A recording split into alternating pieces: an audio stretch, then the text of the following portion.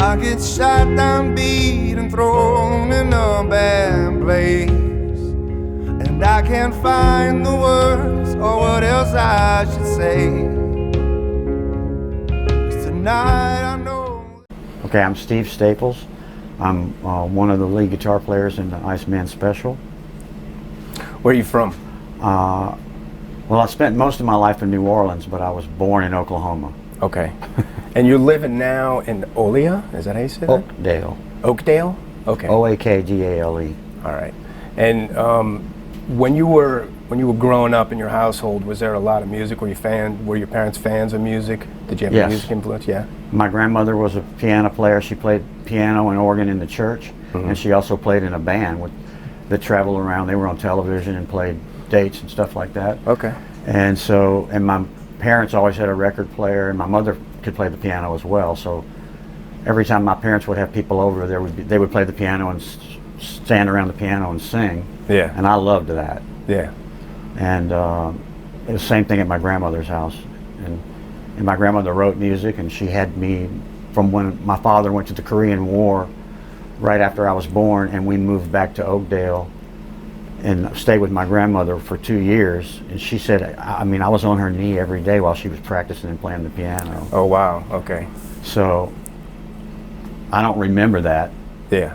But she said that I was singing, you know, at that point. You were absorbing it before you even knew it. By the time I was 2, I could carry a tune. That's what she said. Yeah.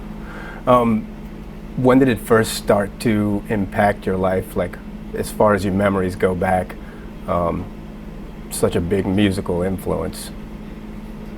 I'll get at your earliest musical memory. Well, we got a television set when I was about 4. I guess it was like 1955. And in the afternoons there was a black and white country and western television show that came on out of Beaumont. And I saw Waylon Jennings on that show. Okay. And this was like, I guess he was just coming, it was like when he was, I don't know if it was right before or during with the holiday. I don't know how that all worked out with the Crickets, because I can't remember the timing exactly. Right. But when I saw him with that guitar, and his hair was slicked back like Elvis Presley's, and it was... That hit you. And then my next door neighbors, they got 2 guitars. Their father bought them 2 Fender Esquires and 2 Fender Pro amplifiers, and they would play them on their front porch. And I was like, a Pied Piper. Yeah. And I was led over there to that house. I would just sit there and I was totally mesmerized by that. So I was indoctrinated early. Yeah, sounds like. And I was attracted to it. It fit, the 2 pieces fit. You were entranced by it, and it was all around. Yeah, and that's all I've been doing ever since. I mean, I've done other things. Yeah. You know, a lot of other things, but I never stopped playing music. Yeah. As far as your guidance went when you were coming up, did they expect, because I know for a lot of people, if they say as a child, I want to be a musician, Dad will probably say, yeah, right, get a job, and then, you know, worry about that later. Did they take that attitude towards it, or was it more, I guess, liberal because of your relatives? It's interesting. I mean, my father told me when I was really young that what he really wanted me to be was a lawyer. Right. Okay. I mean, he let me know that when I was like 5. Yeah. And he goes, I'll buy you a brand new car if you go to school and all this stuff. He made me all these promises. And he was really disappointed when I didn't do that, when I went off to college and I didn't join the ROTC like he did. And yeah. And I started taking drugs and, you know, and getting in trouble and all this stuff. And it was completely different than him, and it confounded him. But what I will say is that when I was in high school, I got in a really good band. I got invited to be in a really good band, and that band combined with another band formed the Gaunga Dyns, and that band got pretty successful. I mean, very successful. Especially what was the name? The Gaunga Dyns. Okay. And we recorded at Cosimo's studio. Nice. With the Banishaks, who were the guys that did Tell It Like It Is. Okay. And their son got interested in us because he was our age. Mm-hmm. And what was I talking about? Well, basically how you branched out from not following your father's path. Oh, right. So anyway, but what I was going to say was that it was interesting because he went out without telling me and bought me a really, really nice guitar. Okay. Maybe the nicest guitar I've ever had. Yeah. In my whole life. How old were you when this happened? 16. Okay. He didn't tell anybody about it. He just came home one day and gave it to me. That's awesome. So it's just those, little things like that. It was just sort of this double message. He never came to hear me play ever. Right. Not once. Yeah. Was he kind of a stoic? He just kind of not too much emotion No, he showing? wasn't totally stoic. I think that he learned how to be that way, but I think he was a softie inside. He wanted to be a painter, and he didn't do that. Right. Well, maybe what you were doing resonated with him, following your own path. Well, here's what happened. I became a hospital administrator, and I ran addiction programs at treatment centers, and for a long time, for like 12 years, but it was eating up my time, and I couldn't play enough music. Yeah. I was working like 70 hours a week. Wow. And I'm making a lot of money, but I was miserable. And so I quit doing that. And I went on the road with my wife for 7 months in a motorhome. And we went around to music schools because I knew that I wanted to go back and do music. And I came back here and went to Loyola. So you left in a motorhome with your wife? And my father said, "You're throwing everything away." Well, I'm sure he thought that. And I told him, I said, "No, I'm not." I said, if this doesn't work out, I can still be a counselor. I can still do that. I have all the credentials. I'm not losing anything. And the next day he called me on the phone. He said, "You're right." He goes, "Go do it." Which was a beautiful thing. Yeah. Well, I mean, it was me. kind of the same gesture with the guitar. Yeah. But prior to being 16 and getting the guitar from him, did you ever feel like he somewhat understood? Because it sounds like he was conflicted himself on the inside. But so you felt like it was he didn't understand. He was violent in the sense that he didn't ever beat me. Well, he beat me up once when I was young. He beat me with a paddle because he got really mad at me. Yeah. But I think he had some anger inside of him, and he didn't know exactly what to do with it. But he was mostly sort of intensely, silently angry. Sure. Unless Trying he to got in keep a it fight under with my wraps. mother when they were both drunk. Yeah. But. And so he gives you the guitar, and did it kind of clue you in at the moment that there's a little bit more going on behind the curtain, and maybe he does kind of understand and or support you? Because I mean, it seems like that's a big thing from a silent guy. Yeah, I mean, we worked it out. He and I did. Sure. I mean, we talked about all this before he died, and for way before he died. But yeah, he was going to hang in there with me. That's good. And he did. Yeah.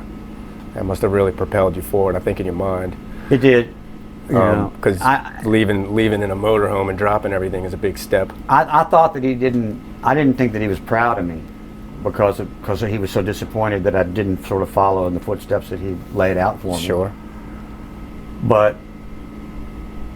And that was really painful for both of us, I'm sure. Yeah. And I acted out a lot on that, I'm sure, too. Yeah. I drank and used drugs at that pain. Sure. At that pain. Well, people often do. The Gaunga Dyns, how much time did you spend in that band? That was kind of like your first big break, would you say? Well, it's really interesting. It happened really fast. I had finally talked my parents into buying me a guitar, and then the summer after that happened, I guess I was 14, my grandmother bought me an electric guitar. Mm-hmm. And the first one was I could acoustic. play, and people knew that I could play at the junior high school that I was at. I mean, it just was not a big deal, but some people knew that I played guitar. Oh, okay. So they're going to have a school talent show. Okay. And so myself and Mike King and Ricky Hall and Brian Collins and Johnny Baker made up a band for that performance called the Gonks, Gonks. Gotcha. And we played in our junior high school auditorium about 4 or 5 songs that were British invasion kind of songs. Yeah, it was hot. And the girls went crazy. I mean, they were all up and dancing in the I mean, it was Nice. it went crazy, Yeah. you know, and that was it. I mean, we all, after that was over, I mean, that was, Sold. I told Brian at that time, I said, I'm going to do this for the rest of my life. Sure. He said, I remember you telling me that. Yeah. I talked to him about it last week. That's fantastic. And what was the span of time with the Gonks or the Gaunga Dyns? Well, the Gonks were just one performance. Okay. And then from that, there was a band called the Twilights, and there was a band that formed called the Gaunga Dyns simultaneously. I wasn't in either one of them. Uh-huh. They formed, and then what happened was the Twilights,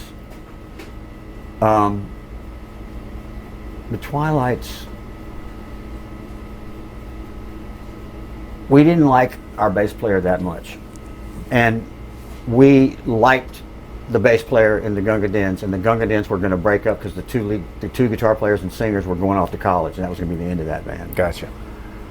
But they were good, and so we broke those two bands up and formed one band, and what we called it the Gaunga Dyns, not the Gotcha. Twilights. Yeah.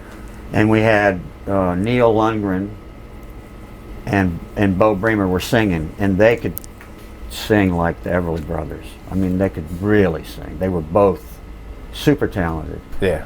And that was the Gaunga Dyns for a while, and it got real popular really quick. But then Neil he was so good that he went off and he left the band and formed his own things within the first 6 or 7 months. And then we just had Bo as a singer, and then that's the band that recorded the records here in New Orleans at Cosmo's, and we were on the national charts. I think we were number 99 for a week. You were on it, man. You were on it, though. What, coming into that, the material that was already in existence was a mishmash of both bands? Were they kind of similar in their scope? We did. Well, we catered to our singers because they were so good. Yeah. And Bo could sing anything, so we did a lot of Midnight Hour, Wilson Pickett, those kind of things, and we Sure. also did a lot of British invasion stuff. So we did soul music, soul, rock and soul, and then we did British invasion stuff. And then we wrote music too, so we had original material too. There was no shortage. How many guys was in Well, the it was Gaunga Dyns? 5, I guess. Well, 6. Let's see. Yeah, 6. 6 guys. And everybody's throwing in material and came with No, some? just Mike and I did all the writing. Oh, okay. And what caused that to come to a close? How long are we talking? Well, a couple of years. Yeah. The bass players had to go out. His father got transferred to Connecticut. His father was in the oil business. Uh-huh. I mean, we were all in high school. Yeah. And so he had to leave. And we didn't know what we were going to do because he was just so good. Oh, okay. And so the band decided they wanted me to play the bass. Had But- you ever before this? Uh-uh. Oh, wow. I had never played bass before that. And I had to sing a lot. And playing bass and singing is a special talent, Yeah. I think. I can play the guitar and sing, but it took me a while to learn how to do that. Yeah. But I couldn't do it. But they said, well, you have to do it. And so we got this job, and I went to play bass, and they called a song that we hadn't Rehearsed. really figured it out. Yeah. And I walked off stage, Oh, man.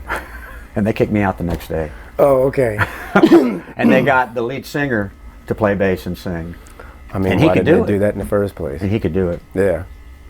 But by this time, you were more than sold on what you wanted to do with the rest of your life because it wasn't. Oh, yeah. It wasn't just I a joined talent another show. band It here. was doing it for real. Yeah, for I joined a couple another years. band here, and then we moved to Oakdale when I was a senior. That summer, and I played guitar there in the orchestra, and I played the string bass in the orchestra too. Nice. It's ironic that I played bass in the orchestra there. Well, I mean, it was bound to happen. It sounds like not by your own design, but a Cosmos, I guess. Yeah.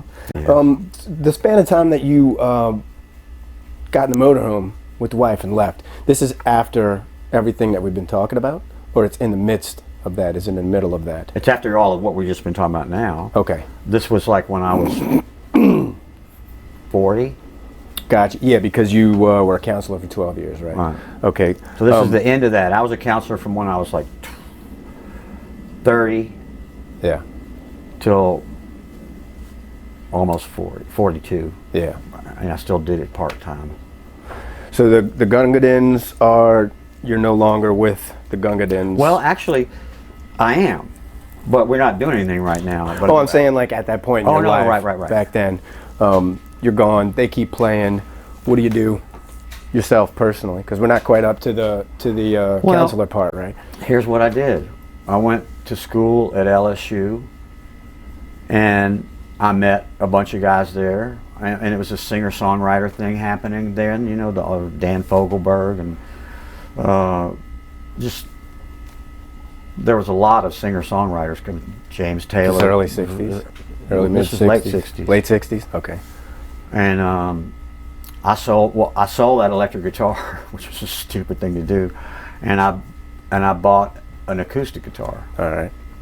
And started writing songs, and playing and singing with guys on the Common Ground at LSU, and I met some really nice guys, and we hung out together. And then I saw a thing on the board one day. They have a big bulletin board about a guy who was looking for a songwriting partner. Yeah. And his name was Quentin Powers, and who went on to be pretty darn famous. And but I called him, and he and I became friends, and we started writing music, and we made a demo, and we hired some musician friends that we knew up there, and found some people that we didn't know, and did a demo, and rented a studio in Baton Rouge, and made a demo, and took it up and shopped it, and they said it wasn't good enough. Yeah. And so they said, go back and do your homework. Quentin was really mad because he'd been to Vietnam. He said, I think I've paid my dues. Right. I would imagine, though, at that time, the bar was probably set a little higher because there was a saturation of that. It was real high. Genre. And there were a lot of talented people. I mean, it was boom, it was popping. And, Sure. But anyway, so we came back and we did it again. And the second time we went up, we got offered a deal at Ardent Studios with Ron Capone. He was the drummer and did some engineering on the Shaft album with Isaac Hayes. Yeah. And he worked at Ardent with Steve Cropper. Uh-huh. And so we got in to see him, and he said he loved our shit. He said, move up here, man. He goes, I'll get you work. We'll do an album, the whole thing. So we all moved to Memphis. To Memphis? Okay. And lived in Memphis for a few years, and until that band petered out because of drugs and alcohol and internal conflicts and all kinds of stuff. But we recorded a bunch of stuff at Art, and I even got to do a session with Steve Cropper. I played guitar on one of his sessions. Nice. Which was really scary. Yeah. Well, I think it's pretty cool. I mean, you were obviously all in at that point because you dropped and moved. Oh yeah. In pursuit of this. And my dad gave me a van for the band to use. He was silently your biggest fan. He just wouldn't admit it. Right. I know. It just was interesting. Yeah. So it was cool. Yeah. And it was a really great band, and we traveled all over the central, southern, and eastern southern part of the United States and played. We did a bunch of really big shows. We did one really big show with Rufus Thomas and Carla Thomas. Uh-huh. And they came all over to our house to rehearse and everything. Nice. Oh, and it was fantastic. I'll bet. That's a good jumping off point where y'all was staying at the time, because you can access so many different markets. It's not too far from a lot. Oh, yeah. You know what I'm saying? Whereas down here in the woods, you got a ways to go in every direction, you know? Right. Back then, what they did, there were a lot of rock and roll clubs, and there were a lot of hotels or motels that had clubs in the motels, and they made a lot of money off of it. Sure. And they would hire the band and put them up in the hotel for a week. You'd play 7 nights. Nice. And they'd feed you one meal a day for, at the buffet or whatever they had. Yeah. And you could stay there, and you got paid too, and you played there. And that's most of our jobs were like that. Were week-long jobs. That's awesome. It was. So you got to see a little bit of the Eastern. That's pretty cool, man. And so that was kind of getting you by while you were in pursuit of the album? Did the album Never came out. No. Never came out. What of the material, the studio material? Where is it? I don't know. I probably should try to look into that. Right. Quentin died. I don't think he had any interest in it. But they might be there, but I imagine they probably threw those tapes away, but you never know. You don't. I don't know if you recall, but a few years back they had reels surface from Cosimo Matassa's place, C. Saint, and they surfaced at a storage facility in California that was getting bid on. So this guy had, I don't know, a box, 3 boxes of originals, some things that haven't seen the light of day in years. Wow. Yeah, just fall into his lap, didn't know what to do with them or who they were. He had to do his research before he spoke out about it, but I can't even imagine. So I wouldn't say they're not out there. They just might be under a couple layers of dust or something, you know what I'm saying? Yeah, you never know. Yeah. I'm glad you brought it up because I hadn't forgotten about thinking about that at all. That would be something, man. That would be something. From there, things kind of go kaput. You end up moving back down I moved here? back to Oakdale Oh, with my okay. tail between my legs. My father gave me a job working at his car dealership, and I joined a band in Oakdale right away. Yeah. I found this guy who was so talented, and he said, "Come on, let's do it." And man, we started, and I played, and with him up until like all the way through 1980. Mm-hmm. And then at the end of 1980, I was doing drugs and I went to treatment and quit using. And I got in trouble, and you know, I mean, that was a precipitous event that I got arrested while I was driving, and then my lawyer said, "Why don't you go to treatment?" So I went to treatment. Yeah. But then when I got out of treatment, they sent me to a halfway house in Omaha, and the first thing I did was find whoever could play the music, and we started writing and playing music. So Yeah. I was up there doing that. That's when I became a counselor and all that kind of stuff. Yeah. But I kept playing music, and I was playing in bands the whole time and recording and with people. And I bought a really nice tape recorder, then I moved back to Louisiana. That was in Omaha, and I went to Omaha and Oklahoma City, and then I came back to Louisiana, to Baton Rouge, and I joined a cover band in Baton Rouge like in 1982. Gotcha. And played there in that cover band. We played mostly in South Louisiana at a bar in Buras. Okay. But every weekend for Yeah, it 2 was steady. years. Yeah. We were the band, and that was really great. And then I moved to New Orleans, and I quit that band. And I started just writing and playing with other people. Yeah. And doing talent shows and open mics and things like that. Everything. Around. I played at the what's it called? The Neutral Ground. Mm-hmm. You know, that place where they have a lot of people get to play there. It's really cool. We played there a lot, and I met a bunch of musicians and just played. And then of course I quit and went on the road and decided that I was going to go back to school at Loyola, and that's when I dug in. Yeah. Your time, I wanted to ask you back up a little bit. And where was it at in Tennessee that you had moved to? Memphis. Okay, Memphis. When you had moved to Memphis, prior to that, did you, what was the, if you don't mind me asking, what was the drug use like? Was it just casual because you were on campus when you met that guy, right? Yeah, I drank. I drank beer. And Right, so it was nothing, but it kind of got like exaggerated living together with them, trying to make it happen, and Where in Nashville? In Memphis. Memphis, sorry. Well, no. What happened was the saxophone player and clarinet. We had a saxophone player that could play flute and clarinet. Yeah. Terry Langley. If you're out there, Terry, call me. I think he's still alive. Yeah. But he was fantastic. But he introduced me to needles and methamphetamine. Oh, it got that serious. Yeah. Okay. And so it got to the point where I didn't think in my mind that I could play if I didn't have it. Gotcha. And it led up to the point where I missed one gig at this hotel that we were playing at for a week. Sure. And the manager didn't like it. I guess he must have liked me, or maybe he thought he wasn't getting what he was paying for. I wasn't there for one night, but he threw a fit about it. But I was there the next night. Mm-hmm. But the band, and I quit for 30 days because of that. I just stopped. Yeah. And but then I slowly, gradually started back again. Sure. And it got bad again. And then the bass player for the band left with his girlfriend, and then Quentin wanted to keep it together, but then we got another bass player, and then he left because he wanted to go be a brain surgeon, which he is now. Wow. And but so it was just me and Quentin there, and it was like, what was the point? So I came home. Yeah. You know.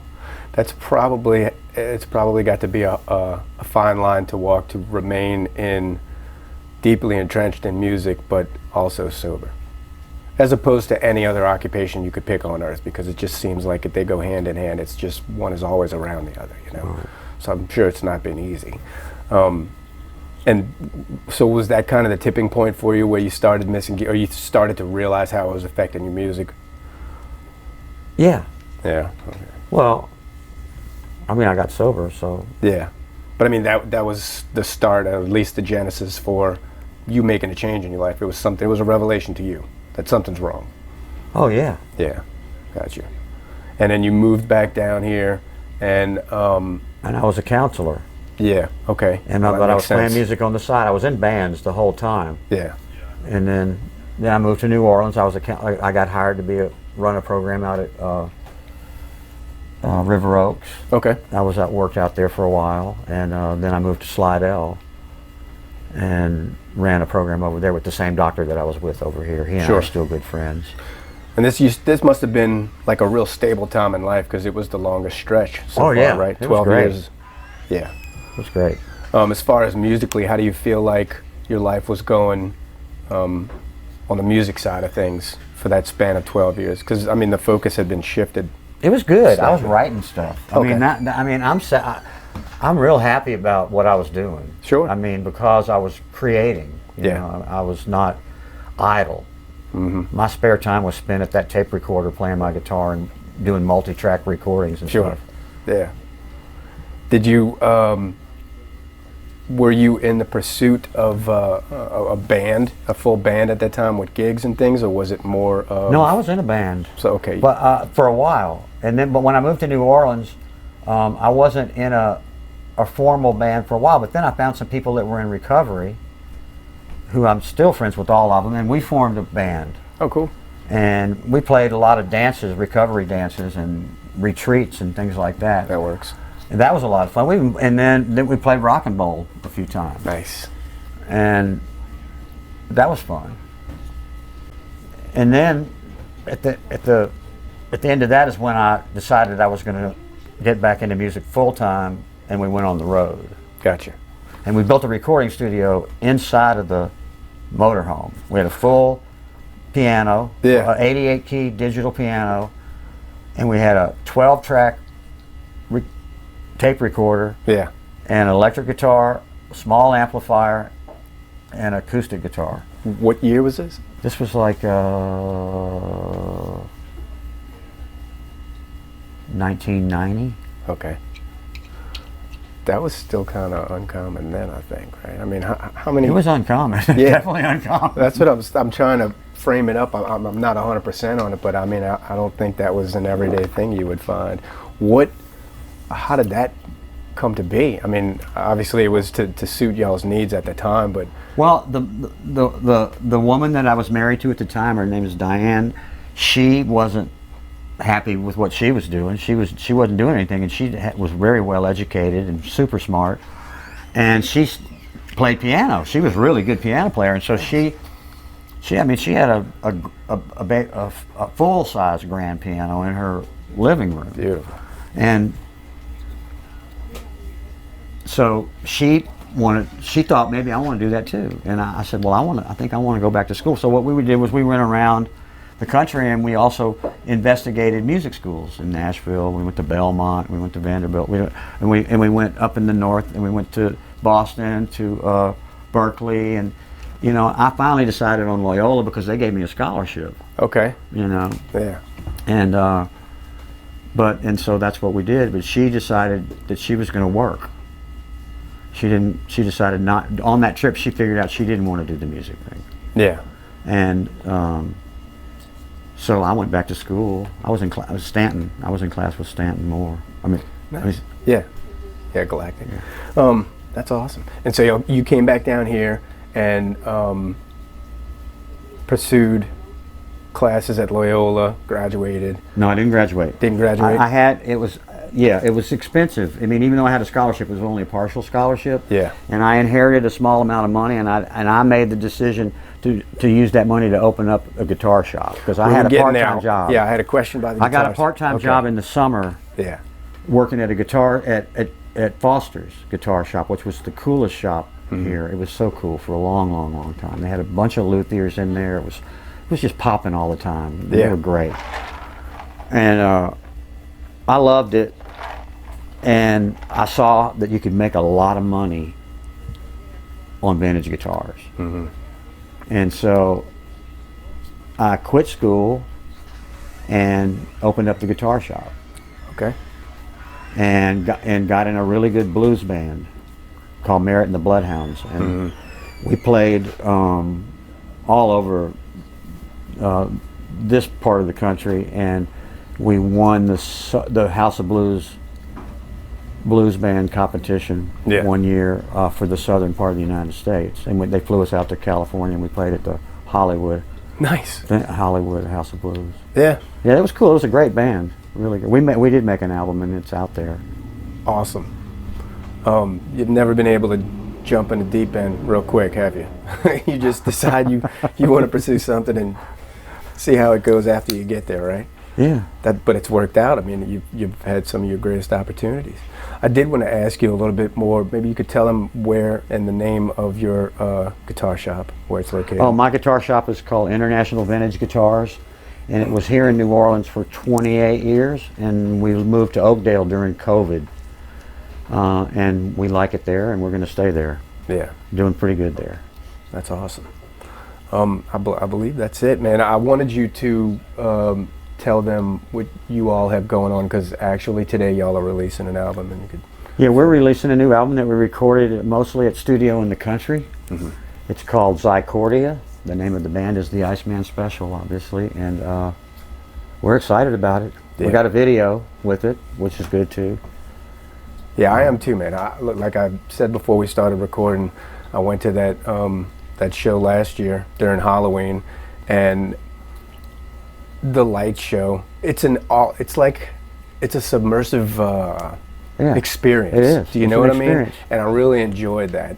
The music itself, there are melodic layers to it that I really enjoyed. But once you get in that atmosphere, and it was at Toulouse Theater, which is like a small to medium-sized venue, and y'all packed it, but it was comfortable. Like, I was just happy in every aspect. You know what I mean? Well, good. I'm like visually and orally, and I guess that was one last thing I wanted to ask you about. I forgot to ask, as far as how the stage presence of Iceman Special has come together.